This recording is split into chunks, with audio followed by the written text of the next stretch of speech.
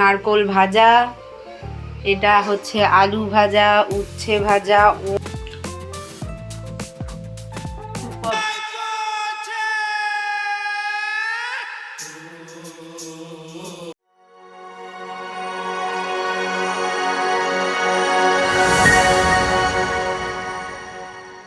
Hello নমস্কার, সবাই কেমন আছো? জয়তী স্যান্টাজনের একটা নতুন পর্বে সকলকে স্বাগত। আজকে মঙ্গলবার আর আজকে রান্না পুজো। আমি আজকে ওয়ার্ক ফ্রম হোম নিয়েছি, কাজের ফাঁকে একবার ভিডিও করছি। আজকে রান্না পুজো। ছোটোবেলা মানে কালকে বিশ্বকর্মা পুজো, তার আগের দিন রান্না পুজো, কালকে থাকে অরন্ধন, আমাদের রান্না করতে নেই। কালকে ফাইনালি মায়ের একদিন ছুটি, রান্না করতে হবে না। আজকে বিভিন্ন রকমের আইটেমস হয় আজকে আমাদের বাড়িতে। ছোটোবেলা থেকে একটা আলাদা এক্সাইটমেন্ট কাজ করে এই আজকের দিনটার জন্য। রান্না পুজোয় বিভিন্ন রকমের খাবার দাবার, আর আমি তো প্রাণ ভরে মন ভরে প্রচণ্ড ভালো করে একদম খাওয়া দাওয়া করি আজকে, মানে লিমিটলেস, আজকে আনলিমিটেড আমি ইয়ে করি। আমি আর বাবা তো বসে আগে মানে সবাই মিলে একসাথে বাড়িতে, মা বাবা আমি দিদিরা সবাই মিলে বসে একসাথে খুব আনন্দ করে আগে খাওয়া দাওয়া করতাম এই দিনটায়। কিন্তু এখন তো আর হয় না। আজকে তবুও যাবো আজকে বাড়িতে, মা তো অনেকবার বলেছে আসতে, তো আজকে যাব বাড়িতে। গিয়ে তো তোমাদের দেখাবোই কী কী আইটেম করেছে আজকে মা। অনেক রকমের জিনিসপত্র হয়, আমার তো ভীষণ এক্সাইটেড লাগছে। আর আমি তার সাথেও আমিও বাড়িতে ছোট করে আর কি, রান্না পুজো নয় আমারটা, রান্না পুজো নয় কিন্তু রান্না পুজোর যে আইটেমসগুলো হয় আমিও ছোট করে কয়েকটা জিনিস বাড়িতে আজকে করব। কিন্তু আজকে একটা স্পেশাল জিনিস হবে আমাদের বাড়িতে। অনেকের বাড়িতেই হয় কচুর শাক রান্না পুজোর দিনে, আমাদের বাড়িতে হয় না, মানে আমার মায়ের বাড়িতে এইসব কচুর শাকটা হয় না। আর তো কচুর লতি আমি ফার্স্ট টাইম ট্রাই করবো আজকে। দিদির ট্রিট আজকে, আমাদের কাজের দিদি যে শুক্লাদি, ওনার আজকে লাস্ট দিন আমাদের সাথে। অনেক দিন সাথে থাকলে একটা অ্যাটাচমেন্ট তৈরি হয়েই যায়। তো দিদি আজকে আমাদের, আমি যেহেতু কচুরলতি আগে কোনোদিনও খাইনি, তাই জন্য কচুরলতি নিয়ে এসছে, চিংড়ি মাছ নিয়ে এসছে আমাদের খাওয়াবে বলে। তো আজকে দিদির স্পেশাল ট্রিট আমাদের জন্য। তো আজকে ব্লগটা এখান থেকেই শুরু করলাম, তোমাদেরও আজকে সাথে নেব। আলু ভাজা, আর এদিকে সমস্ত প্রিপারেশান হচ্ছে নারকোল ভাজা হবে। আর এখনই নারকোল ভাজা হবে? নারকোল ভাজা চিনি দেবে কিন্তু, হ্যাঁ নারকোল ভাজার মজাই আসবে না চিনি না দিতে।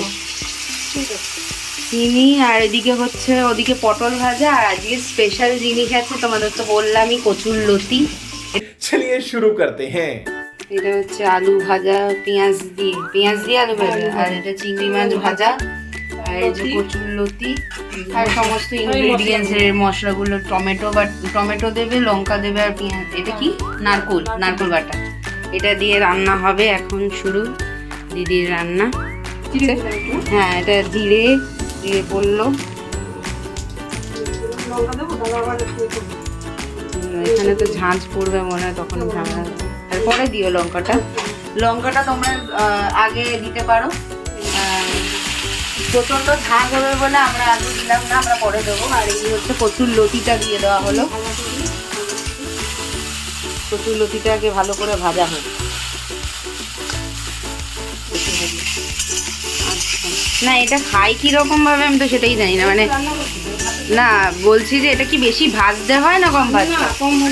আচ্ছা, আমরা অল্প তেলে যা রান্না করছি তাই জন্য একদম কমই ভাজবো। বেশি তেল দিলে বেশি রকম মানে বেশি টেস্টি হবে।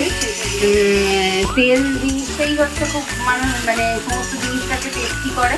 তো যদি বেশি তেল দিতে চাও বেশি তেল দিতে পারো, আমরা কম তেল দিয়ে খাই, কম তেল দিয়ে রান্না। আর ভাজার মধ্যে এখানে আলু ভাজা পেঁয়াজ দিয়ে করা হচ্ছে, চিংড়ি মাছ সব কিছুর মধ্যে তেল রয়েছে। আচ্ছা, এবারে নারকোল বাটাটা দিয়ে দেওয়া হলো।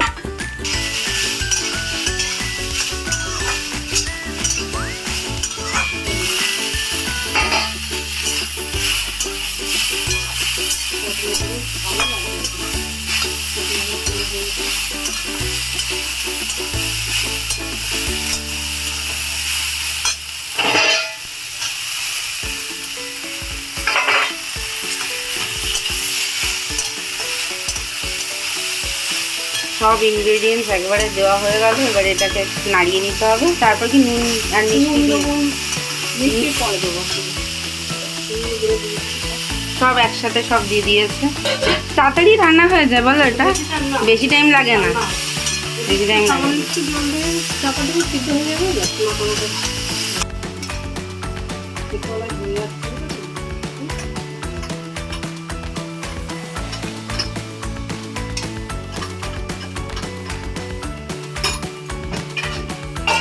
জিরে হলুদ দুটোই দেওয়া হয়ে গেল।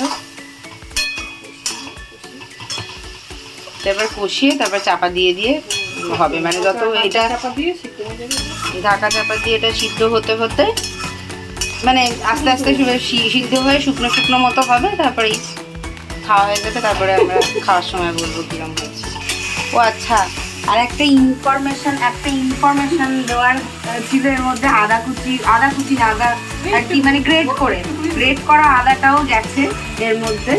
তো ওটা আলাদা করে দেখানো হয়নি বলে ওটা বলে দিলাম, কারণ দিদি টমেটোর সাথে আদাটা গ্রেট করে রেখেছিল, শুধু তখন টমেটোটাই দিকটা দেখাতে পেরেছি, গ্রেট করা আদাটা দেখাতে পারিনি। তো এই আদাটাও এর মধ্যে অ্যাড হয়েছে, বেশ ভালো গন্ধ বেরোচ্ছে।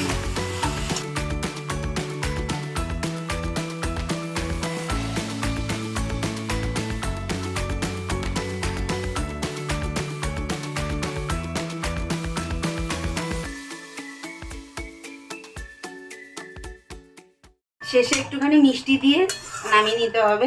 এবার মিষ্টিটা কমপ্লিটলি অপশনাল, তোমরা যারা মিষ্টি খাও তারা খাবে না, যারা খাও তারা খাবে না বলছি, যারা খাও তারা খাবে, আর যারা খাও না তারা খাবে না। হ্যাঁ, ওখানে দেওয়া হয়ে গেছে। যারা খাবে না তারা খাবে না, তোমাদের ব্যাপার। যেমন আমার ডায়াবেটিস আছে, তারপরেও আমি খাই, সেটা আমার ব্যাপার। আর তোমরা সবাই জানো অলমোস্ট যে কীরকম ভাবে কি হয়।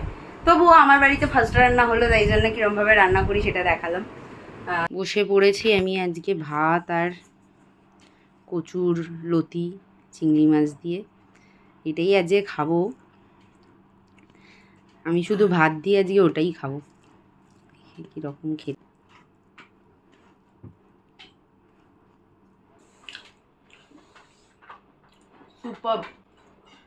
সুপার লাগছে। এত সুন্দর রান্না করেছো, বলবো না তোমার ভালো হয়েছে?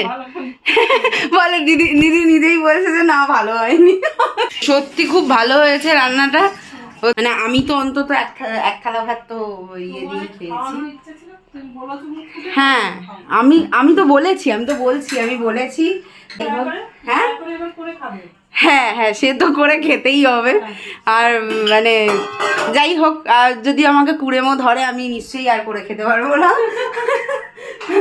দেখি আবার নতুন জন সে যদি করে খাওয়াতে পারে তাহলে আবার খাওয়া হবে। আমি রেডি হয়ে গেছি, এখন যাব হচ্ছে নেমন্তন্ন খেতে, রান্না পুজোর। যাই হোক, আমি মায়ের কাছে যাচ্ছি এখন। বয়সের সাথে সাথে আমাদের তো পরিবর্তন হয়। ছোটোবেলায় পুজো আসার আগে ভাবতাম কি নেব, আর এখন পুজো আসলে ভাবি কি দেব। বাবা এবারে বললো যে একটা ভালো বেল্ট দে তো পুজোতে, তো তাই জন্য এসছি বাবাকে নিয়ে খাদিমসে একটা ভালো বেল্ট খুঁজতে। যদিও বাবা সেলেদার্সেরই পছন্দ করে, কিন্তু হাতের কাছে খাদিমসটা থাকায় তাই জন্য খাদিমসেই এলাম। কারণ সেলেদার্সটা সেই কলেজ স্ট্রিটের নয়, তো সেই স্প্ল্যানেডে যেতে হবে। বাবাকে নিয়ে সেখানে যাওয়া সম্ভব নয় এখন, আর হাতে বেশি দিন সময়ও নেই, তাই জন্য এখানেই চলে এলাম। আমার তো ঘর ঢুকতেই বাড়ি যাওয়ার টাইম হয়ে গেল। বাপের বাড়ি এখন বাজে 7:30, আমি 8টায় বেরোবো। ফাইনালি বাবার একটা বেল্ট পছন্দ হলো। বাবারে বাবা, বাবা আমাদের থেকেও বেশি খুঁতে। বাপরে, এইটা নয় ওটা, ওটা নয় এটা। কি উলু দিতে হবে?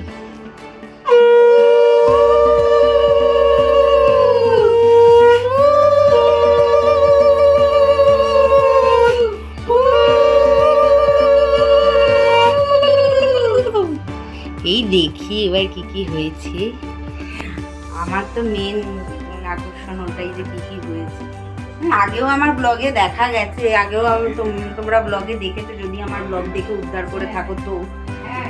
আর যারা এখন নতুন দেখছো, যদি নতুন সবাই এখানেই কথা বলছে। আর যদি এখন নতুন কেউ দেখে থাকো যদি দয়া করে, তাহলে তারা দেখতে পাবে। নারকোল ভাজা, এটা হচ্ছে আলু ভাজা, উচ্ছে ভাজা, ওল ভাজা, এদিকে রয়েছে পটল ভাজা, এটা বেগুন ভাজা। 2 রকমের আলু ভাজা প্রত্যেক বছরই হয় আমাদের, মানে একটা গোল গোল করে আলু ভাজা হয় আর একটা এই ছোট ছোট কুটি কুটি করে বেগুন ভাজা, আর এটা হচ্ছে কুমড়ো ভাজা। ক রকমের ভাজা তাহলে হলো? নারকোল ভাজা 1টা, 2টো, এদিকে 3টে, 4টে, 5টা, 6টা, 7টা, 8টা, 7টা ভাজা। আর এদিকে হচ্ছে মাছ, ডাল, মাছ আর চালতার ডালটা দেখো, চালতার ডালটা, এই হচ্ছে চালতার ডাল, মেন আকর্ষণ। বললাম আমি খাবো না এখন, কিন্তু তাও মা আমাকে পুরো রেডি করে দিয়েছে খাবার। দেখাই থালাটা, দেখো পঞ্চব্যঞ্জন দিয়ে মা সাজিয়ে দিয়েছে, আর আমি চালতার ডাল দিয়ে একটু খাবো। এখনো 8টাও বাজেনি, তো যেমনি দেখছে ডালটা চালতার ডাল, বাবা বলছে তুমি কি বলছো এখন কি খেয়ে নেবো? বাবা পুরোপুরি খাওয়াতে কনসেন্ট্রেট করে ফেলেছে বাবা, আর কোনো দিকে তাকাচ্ছে না, একদম সেই ঘোড়াদের যেরকম নাল লাগানো থাকে বাবা, চারদিকে আর দেখছেই না। কিরকম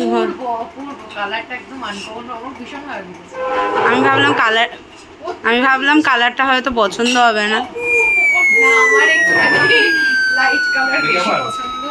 অপূর্ব অপূর্ব হয়েছে, অপূর্ব। আমি ওরা মুখটা করতে পারি, আবার বলো অপূর্ব। The next day. আমি এখন ওপেনলি ইসিজি করাতে বেরিয়েছি, তারপরে যাব হচ্ছে ঘুড়ি কিনতে। আমার বহু দিনের ইচ্ছা হচ্ছে যে ঘুড়ি ওড়াবো, তো এইটা সুযোগ পেয়েছি এই বছর, সঞ্জীবকে পেয়েছি। আমি তো ঘুড়ি ওড়াতে জানি না, সঞ্জীব পারে, তো জানি না কোথায় ঘুড়ি বিক্রি হচ্ছে, কিন্তু যাবো একবার বাগুইহাটি মার্কেটে, তো ওখানে নিশ্চয়ই পেয়ে যাবো ঘুড়ি। প্রত্যেক বছর আমাদের অফিস থাকে, তাই জন্য আমি কোনো বছরই সঞ্জীবকে দেখিনি ঘুড়ি ওড়াতে। তো এই বছর সময় সুযোগ পেলাম, তাই জন্য ঘুড়ির দোকানে এলাম। আর যদি না আসতাম আমি সত্যিই জানতাম না কত রকমের ঘুড়ি হয়, কত পুচকে পুচকে ছোট্ট ছোট্ট ঘুড়ি আছে 5 টাকা দামে, কত রকমের সুতো, আবার ঘুড়ি ওড়ানো, লাটাই আবার কত ধরনের। যাই হোক, আমারও অনেক কিছু জানবার সুযোগ পেলাম আজকে। আর এদিকে প্রত্যেকটা রিক্সা স্ট্যান্ড আর অটো স্ট্যান্ড, প্রত্যেকটা মোড়ে মোড়ে এপারে ওপারে দুপারেই পুজো হচ্ছে, এত রকমের গান হচ্ছে, চারদিকে একটা পুজো পুজো রব, ঢাকের আওয়াজ এখন থেকেই। সত্যি কথা বলতে দুর্গা ঠাকুর যে আসতে চলেছে এইটারই একটা ভাইবস পাওয়া যাচ্ছে চারদিকে। আর চারপাশে তো অনেক মানে হাসপাতাল, তারপরে হচ্ছে ডায়াগনস্টিক সেন্টার রয়েছে, তারাও তাদের মতো করে পুজো করছে, প্রচুর পুজো হচ্ছে আজকে রাস্তায় দেখলাম। আর কি সুন্দর গাড়িগুলোকে সাজিয়েছে সবাই, চারদিকটায় সব ফুল টুল মালা টালা দিয়ে সাজিয়েছে, দারুণ লাগছে আজকে। আজকে পরিবেশটাই পুরো আলাদা। এখন যাব হচ্ছে ঘুড়ি ওড়াতে।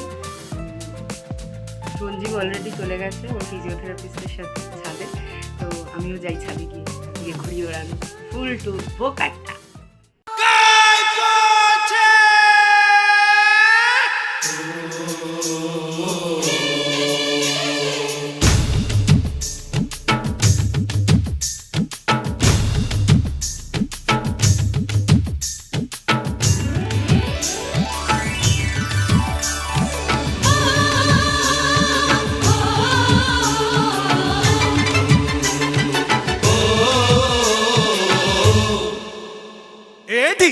ढील दे रे भैया, ढील दे रे भैया, उस पतंग को ढील दे, जैसे ही मस्ती में आए, अरे जैसे ही मस्ती में आए उस पतंग को खींच दे, ढील दे रे भैया।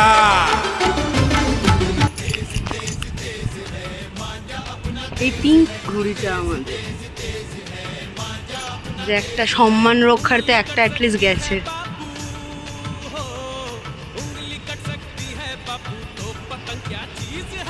ভাই আমাদের ঘুড়ি স্টক এমনি কম, আর 6টা ঘুড়ি কেনা হয়েছিল, 6টা ঘুড়ির মধ্যে একটা ঘুড়ি অবশিষ্ট যেটা উঠছে। বাকি মানে এই ঘুড়িটা যদি কেটে যায় তাহলে আমরা সর্বশ্রান্ত হয়ে যাব।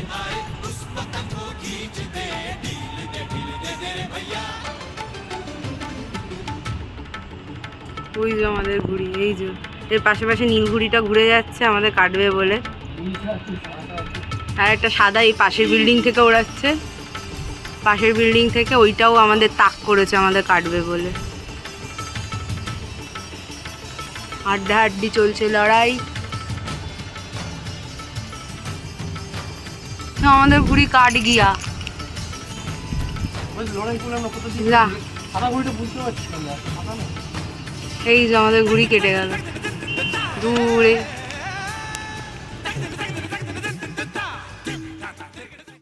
আজকের মতো আসি, এখানেই ভিডিওটা শেষ করছি। খুব তাড়াতাড়ি আসবো পরের একটা ভিডিও নিয়ে। Please subscribe to my channel Jayati Jatajan. সবাই ভালো থেকো, সুস্থ থেকো, জয়তি জাটাজনের সাথে থেকো। Till then, tata, bye by.